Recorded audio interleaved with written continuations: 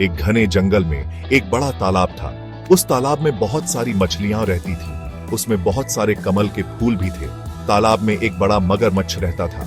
वह बहुत ताकतवर था। सब उससे डरते थे। वो तालाब का मालिक था।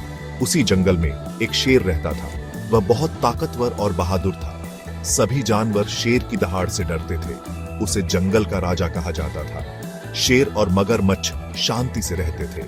वे अपने अपने इलाकों पर राज करते थे।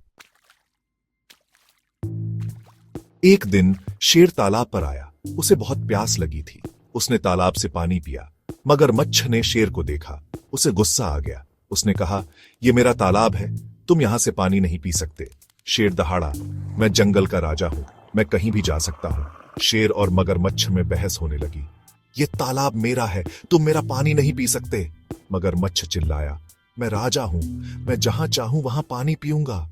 शेर गुस्से से दहाड़ा।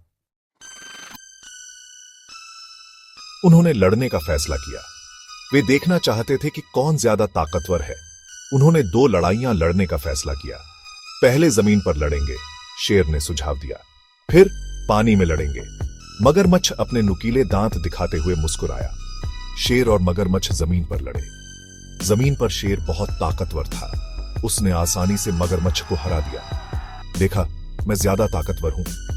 थके हुए मगरमच्छ के ऊपर खड़े होकर शेर दहाड़ा। फिर वे पानी में गए। पानी में मगरमच्छ बहुत तेज था। उसने आसानी से शेर को हरा दिया।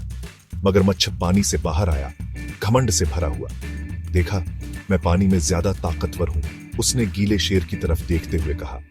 शेर समझ गया, वह जमीन पर ताकतवर था, मगरमच्छ पानी में ताकतवर था। दोनों की अपनी अपनी ताकत थी। शेर ने मगरमच्छ की तरफ सिर हिलाया। तुम सही हो, उसने स्वीकार किया। उस दिन से वे दोस्त बन गए। वे एक दूसरे की ताकत का सम्मान करते थे। वे एक दूसरे की सीमाओं का भी सम्मान करते थे। हम सभी की अलग अलग ताकत होती है। हमें एक दूसरे की ताकत का सम्मान करना चाहिए। हमें एक दूसरे की सीमाओं का भी सम्मान करना चाहिए।